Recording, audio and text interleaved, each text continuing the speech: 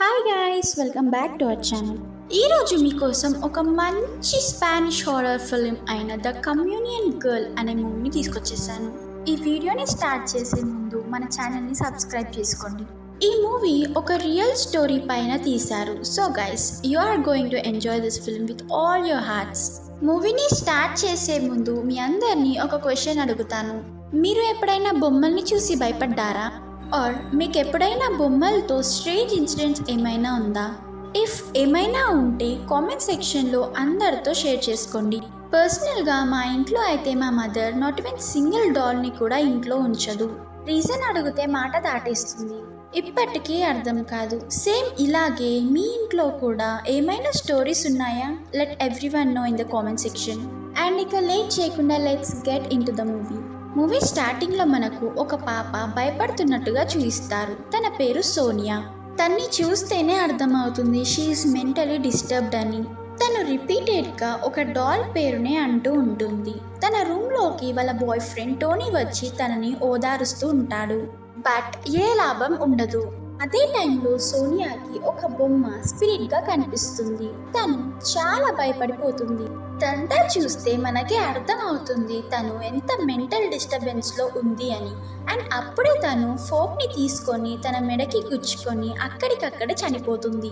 And ఈ scene ఒక డాల్ని చూపిస్తూ కట్ చేసేస్తారు. నెక్స్ట్ సీన్లో ఒక ఫ్యామిలీని చూపిస్తారు.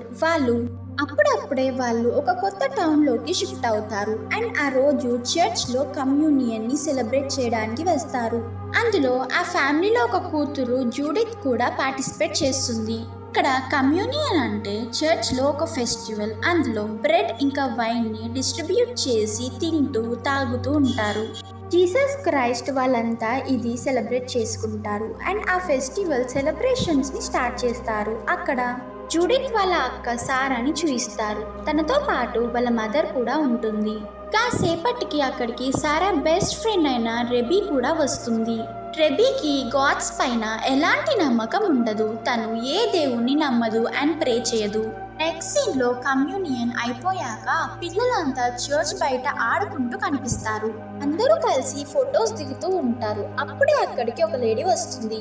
స్ట్రైట్ గా తను సారా దగ్గరికి వెళ్ళి తన కూతురు మైరీస్ గురించి అడుగుతుంది. ఆ లేడీ అంటుంది, ఈ చర్చ్ లోనే కమ్యూనియన్ తర్వాత నా కూతురు మాయమైపోయింది అని చెప్తుంది. అదే టైంలో అక్కడికి చర్చ్ ఫాదర్ వచ్చి తన్ని అక్కడి నుండి తీసుకెళ్లిపోతాడు.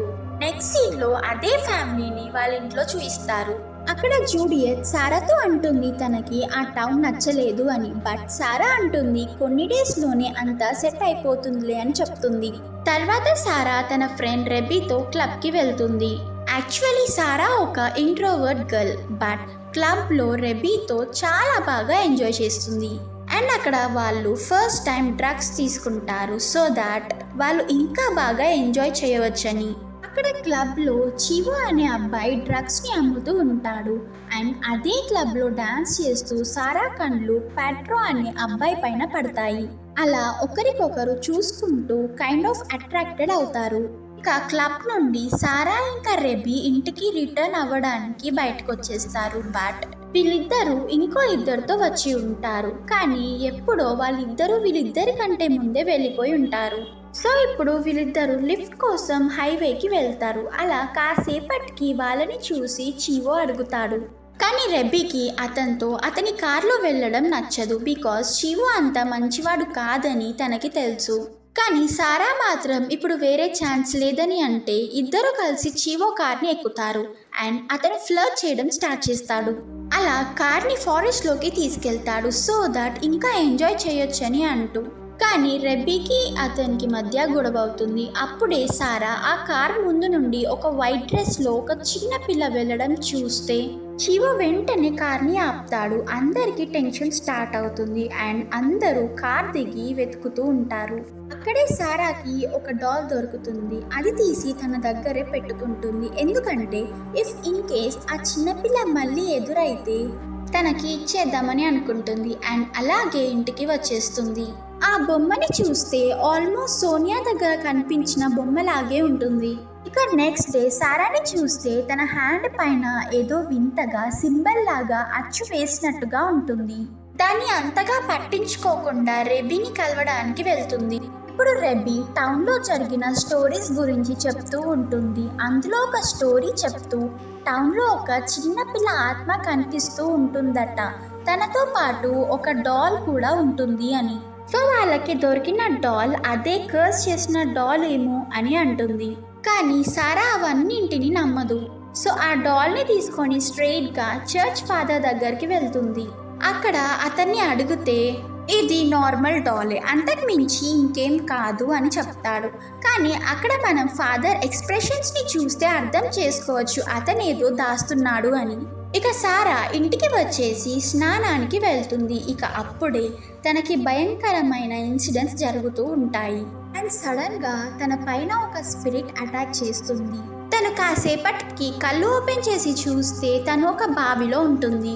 ఆ బావిలో ఉన్న వాటర్లో ఆ వైట్ డ్రెస్లో ఉన్న చిన్న పిల్ల తనని బావిలోకి లాగుతూ ఉంటుంది. సారా గట్టిగా అరవడంతో అప్పుడే వాళ్ళ పేరెంట్స్ సారా దగ్గరికి వచ్చి తను స్పృహ లేకుండా ఉన్న సిచ్యువేషన్ని చూసి భయపడిపోతారు. ఆ బావి అండ్ ఆ చిన్నపిల్ల ఇవన్నీ ఏవో కలలో వచ్చాయేమో అన్నట్టుగా అనిపిస్తుంది. వాళ్ళ పేరెంట్స్కి సారా పైన కుంపదీసి ఏమైనా డ్రగ్స్ తీసుకుంటుందేమో అన్న డౌట్ స్టార్ట్ అవుతుంది.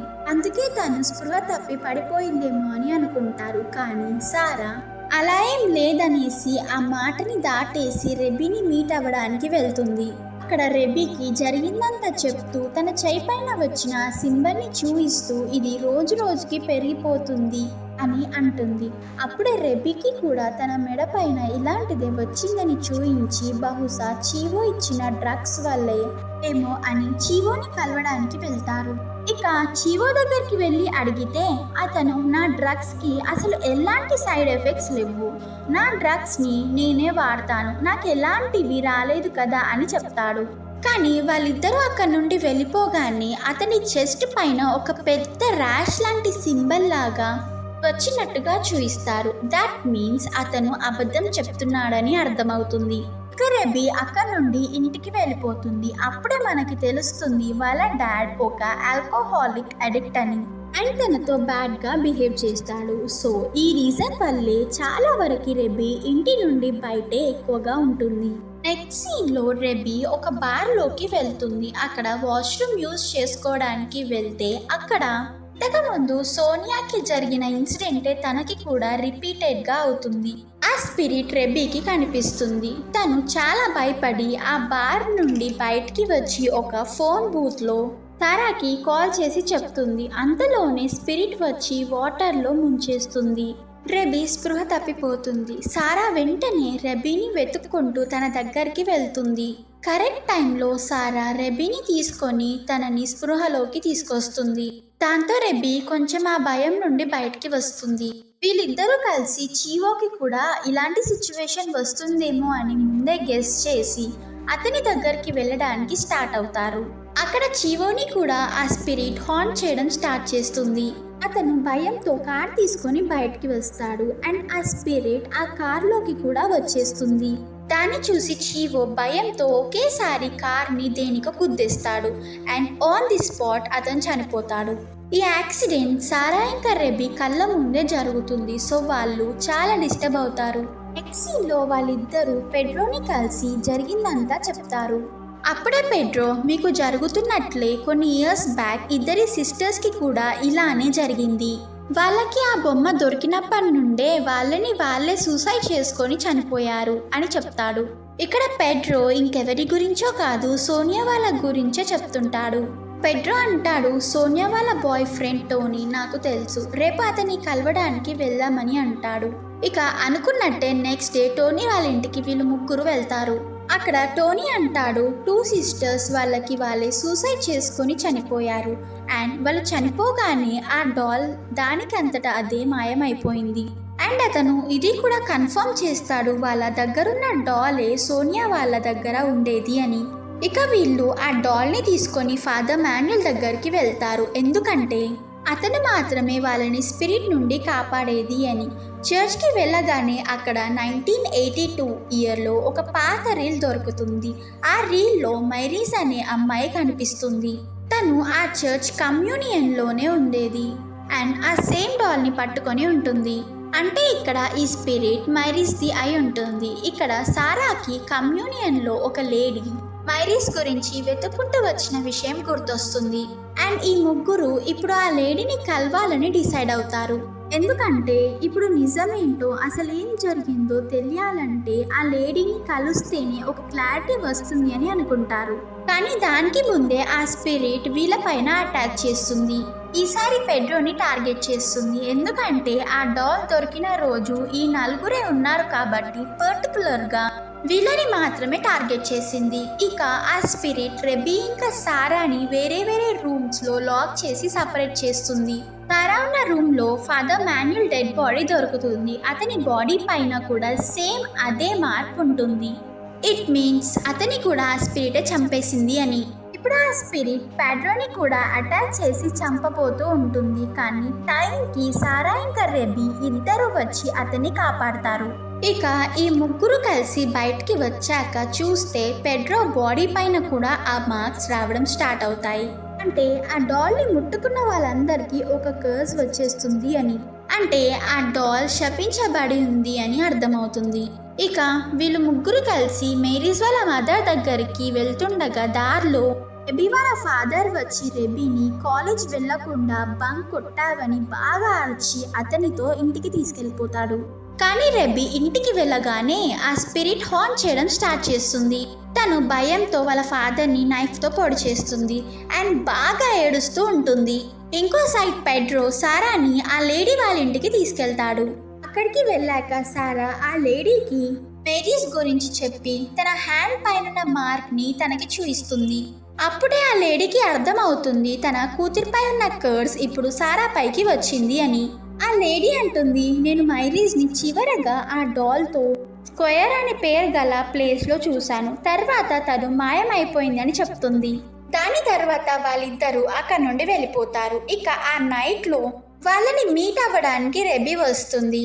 తను చేసిందంతా వాళ్ళకి చెప్తుంది అండ్ ఇక ఈ టార్చర్ని నేను భరించలేకపోతున్నాను అని చెప్తుంది. ఇక ఈ ముగ్గురు కలిసి ఆ స్క్వేర్ ప్లేస్కి వెళ్తారు. ఆ ప్లేస్కి వెళ్ళాక ఆ స్పిరిట్ వాళ్ళని హార్న్ చేసే లెవెల్ ఒకేసారిగా పెంచేసి సారాని అక్కడ ఒక బావిలోకి గుంజేసుకుంటుంది. ఇప్పుడు సారా ముందు మేరీ స్పిరిట్ ఉంది. అది మెల్లిమెల్లిగా తన దగ్గరికి వస్తూ ఉంటుంది. కానీ మేరీ సారాని అటాక్ చేయకుండా తనని హక్ చేసుకుంటుంది. అప్పుడే సారాకి మేరీస్ వాళ్ళ మామ్ చెప్పింది గుర్తొస్తుంది. ఏంటంటే అప్పట్లో మేరీస్ పైన ఎవరు ప్రేమని చూపించేవారు కాదు. సో తన బాడీ పైన మొత్తంగా ఆ మార్క్స్ వచ్చేసాయి అండ్ తనని ఇంకా ఎవరు టచ్ చేయాలన్నా భయపడేవారు. సో ఇక సారాకి అర్థం అవుతుంది మేరీస్కి ఎవరైనా భయపడకుండా తనని ప్రేమించే వాళ్ళు కావాలి అని. సో సారా కూడా మేరీస్ని హక్ చేసుకుంటుంది. అప్పుడే బావిలో వాటర్ ఫిల్ అవ్వడం స్టార్ట్ అవుతాయి.